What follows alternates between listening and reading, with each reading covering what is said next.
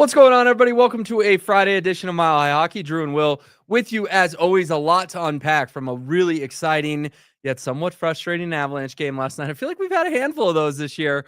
Drew, the Avalanche still haven't lost in regulation. That's the good news. 5-0-3 record, 13 of a possible 16 points.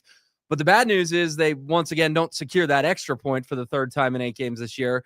Lose in a shootout to the Hurricanes, 5-4 the final score. So much to unpack. And in our YouTube description here, what are the highlights? What are the lowlights? Well, I think we've got a lot of both. So I will give you the floor, Drew. It is a Friday. Do you want to start glass half empty or half full with your biggest takeaway from that hockey game? I think we got to start half full. Okay. Because as disappointing as it was to lose the game, first off, we got to talk just the fun atmosphere. Number one, the jerseys.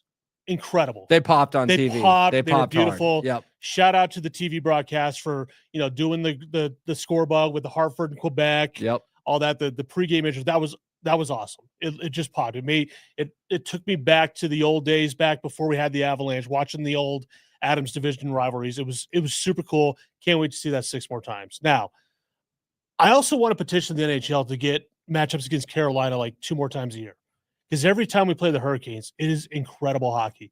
It's so much fun to watch. The pace, the skill, it's incredible. Both teams love to skate, but they do it a little bit differently. The Avalanche like to, use stretch passes, kind of generate things from the defensive zone. Carolina's just like, hey, let's dump and chase, go skate, get the puck, and try and score. Both teams do it exceptionally well. And I thought last night, what a weird first period, because some of the things that we saw in the Utah game that cost the Avalanche cost them again last night. The turnovers in that first period were brutal. Yeah. I mean, their management of the puck has been really bad the last couple of games. And it seemed like last night was a night where every time they mismanaged the puck, it ended up in the back of the net. And I'm not going to sit here and say it was all on Scott Wedgwood. I didn't think Scott Wedgwood was his best last night. I thought he kept him in the game in Utah, but last night I thought he struggled a bit. But guess what? That was bound to happen. He's made 8 starts this year. You were going to get a stinker at some point in time. He gets pulled out in the first period, down 4-1. But the way that this Avalanche team just keeps finding ways to come back in hockey games, we know they have it in them. Yes, you want to see them stop getting behind in these games, but the fact that they keep coming back in these games, to me, just shows how resilient this team continues to be night in and night out. And we could talk about some of these other guys kind of getting going last night. The power play, oof, man, dude. Yeah. No, there's a lot to unpack for sure. And you hit on a couple things that I want to touch on too. Let's start with the goalies. We'll get to the power play. So Wedgwood gets yanked, 4 goals on 11 shots. And I'm with you. It wasn't all on Scott Wedgwood. No. The Avalanche were giving the puck to the Hurricanes left and right. But also, if we want to go half full, Trent Miner comes in and 20 shots against, 20 saves. I mean, Trent Miner was awesome last night, kept the Avalanche in the game, even when it was 4-1, because you're right, it was so darn early. You're thinking, well, they're down, but they're not totally out of it. They come back, they make it 4-4. Valeri Nichushkin gets a pair. Marty Necas twice in 2 games, just an absolute snipe. No idea how the puck ended up in the back of the net. That was the goal to make it 4-3. It was good to see Val tie it up on the power play 4-4. And then even at the very end, when there were some bogus penalty calls and Jack Drury got a matching minor when he was the one that got held. What was that? And then the high stick when they conference. Yeah. And the broadcast is saying, well, unless there's blood, they can't change it.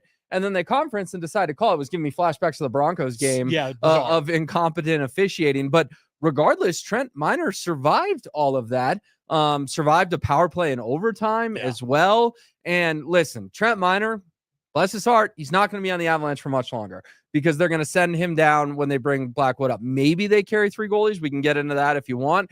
But even if he's on the team, he's not going to be in the ice much. Let's put it that way. So for a guy who knows that it's more or less an audition for him to come in and play that well was awesome. But at the same time, the first 2 OT shootout losses to Dallas and Utah, it's like, well, they got a point. They got a point. And last night you could have the same thing. Well, they got a point when they were down 4-1. That's great. Some point in time, you do have to find a way to finish a game in OT or a shootout. Well, yeah. I mean, listen, I'm one of those people I hate the shootout. In fact, I turned it off. I have no idea what even happened in the shootout. You texted me last night because I was having a little fun with our group chat. You're like, that's your biggest takeaway, the shootout? I'm like, no, my biggest takeaway is not the shootout. I'm just having some fun. But it's what I hate the shootout. I refuse to watch it. I don't even know what happened. But they didn't score any goals, and the Hurricanes only scored 1 on their very first shooter. I did see that, yeah. And I think, in fact, our friend Richie Carney sent us a stat where the Avalanche have not won a shootout since January. Wow. That's how long it's been. I wonder how many they've lost. It's got to be 5, 6, 7, something least, like that. they're not great in the shootout. I don't even know if Bednar even really takes the shootout all that seriously. But to me, everything we talk about last night was the perfect opportunity. And I hate to keep like harping on this fact, but the power play. When you're down in a game 4-1, that is the perfect opportunity to get back in a game with your power play, especially when you get 8 opportunities. How do you have 8 opportunities with the man advantage and you muster 1 goal? Now, granted, that goal was beautiful, but it took him until the 8th opportunity to get that 1 goal. And Val was unbelievable in that power play. He was unbelievable last night, getting another 2-goal game for himself. But it's just we kind of kept talking about, I think when we talked about it on Tuesday, it's like, all right, at some point the lack of power play production is going to come back and bite this team in the butt. And I think last night was maybe the first example where it actually did do that. Yes, they clawed back. They made it a 4-4 game, got it to overtime. But if you convert on 2 of those 8 power plays, even 3, you're not getting to an overtime. We're talking about a regulation win today. Exactly. Yeah. You know, you're not even talking about a shootout overtime. So I don't know what it is at this point, but the power play has gotten worse. And I'm almost to a spot where I look at it and say, you know what? At this point in time, it can't get any worse. Why not just take the bottom 6 guys and throw them up on the power play and see what happens? Because that seems a little extreme. It's a little extreme, but it can't be any worse than what it has been through the first 8 games. I mean, you are 3 for 34. The crazy part is that's not even the worst in the league. Carolina's actually worse than them. It was like the 2 worst power plays going on. 2 of the 3 worst power plays in the league going on last night. But they've got to get that figured out. But listen, Val Nichushkin last night, I thought it was great to see him look like Val Nichushkin, kind of get going with the self. I looked at his stats. He's got 4 goals this year. Well, they've come in the spurts where it's been 2 goals last night. He had 2 goals in another game. Was it maybe the Buffalo game, if I remember right? I can't remember which one. Might have been Columbus. Maybe it was Columbus, yeah.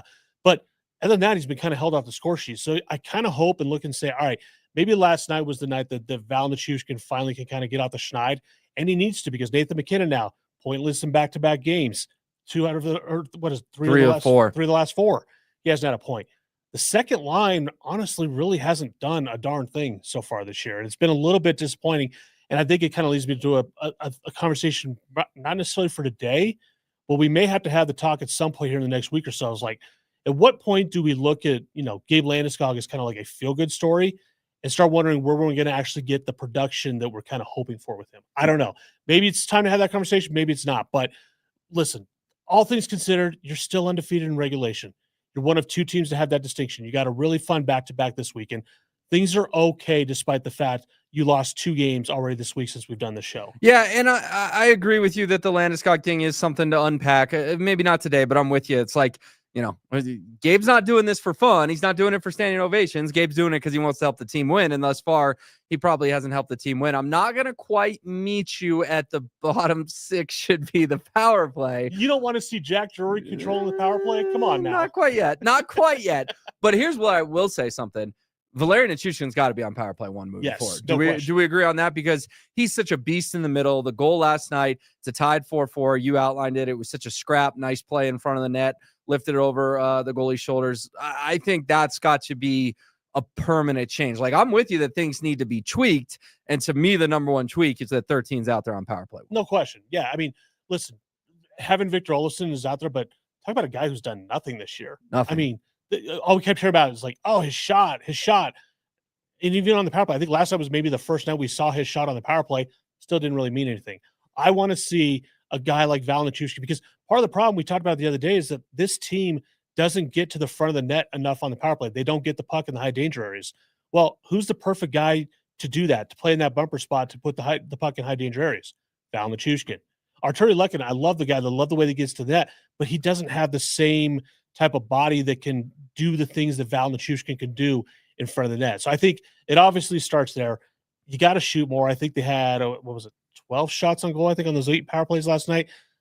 Overall, they got to be better. McKinnon's got to be better on the power play. Kale's got to be better on the power play. It has to get better. Otherwise, you are going to have to start seeing some major changes on those top power play units. Yeah, somewhere Ray Bennett is smoking a cigar going, you think I was the problem? You think I was the problem? Well, that's the because thing. The power play, they fired him, and it has not gotten any better at all. No, and he's sitting there on Long Island with Patrick Waugh just kind of hanging out, and their power play has been just fine. And this was part of my problem going into the season with questioning Dave Haxtell. It's not like Haxtell has ever had like one of those top-tier elite power play units. Now, granted, he's never had the type of talent that the Colorado Avalanche have, But that's also what makes it more frustrating than anything, is because of the top end talent that this team has, the fact you can't produce with a man advantage, it's frustrating to watch. And it's, nights like last night was a perfect example of why you need your power play to be good. And then to give up a shorthanded goal at that, it's at this point, it's inexcusable. You can't have this happen if you want to be considered a legit Stanley Cup team. Well, and you mentioned this weekend. Let's finish the show there. You go to Boston tomorrow, and then you have the Devils on Sunday. Both day games, so we know there's a lot of football on, but we also know Avalanche fans will be locked in to the games against Boston and New Jersey. What are you looking for on this East Coast swing from the Avs? And also, here's just a hypothetical, but I am just going to put it out in the universe. They're not going to play 82 games and not lose in regulation. We all know that's going to happen at some point. Is it one of those just get the monkey off the back, and if you lose in regulation, you lose in regulation? It is what it is kind of deal? Well, I think we know at this point that Mackenzie Blackwood's not going on the road trip with him. So I thought maybe the last couple of weeks or so that this was going to be the plan, that Blackwood was going to come back. He was going to play one of the 2 games on the back-to-back. Maybe he plays in Boston. Wedgwood takes the game in Jersey. That's not going to happen. So now we assume that Trent Miner is going to play one of the 2 games. Listen, he was great last night. 20 for 20 in saves, 6 for 6 on the power play. Do we expect Trent Miner to do that against a pretty darn good New Jersey team, or a Boston? Well, maybe Boston's the way to play it, because Boston, as we saw last week, they can't do much on offense at all. No, the Avalanche completely outplayed the Bruins. I think I told you they could have won that game 8-1. No question. 4-1. So I think if there's an opportunity to lose a game, it's probably in the game, whichever one it is, that Trent Miner plays this weekend. But I do like the fact, at least for this kind of scenario, that, listen, yeah, you're playing back-to-back games, but you don't have to do like a night and then a day game, or correct. You get time in between. I think they're both 11 o'clock faceoffs, something like that. So it works out kind of in that favor.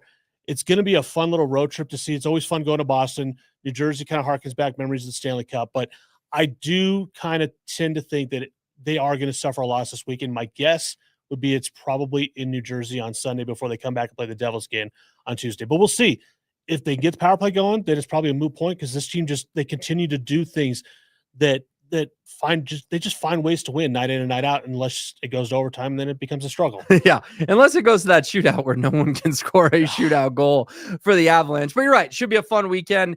2-day games, East Coast. They'll be back here next week, and we'll have plenty to unpack on Tuesday on Mile High Hockey. Remember to smash that like button, leave a comment if you want, and of course, please subscribe to our YouTube channel. Have a great weekend, everyone. Enjoy the Avalanche playing 2 games, and we'll be back next week to break it all down.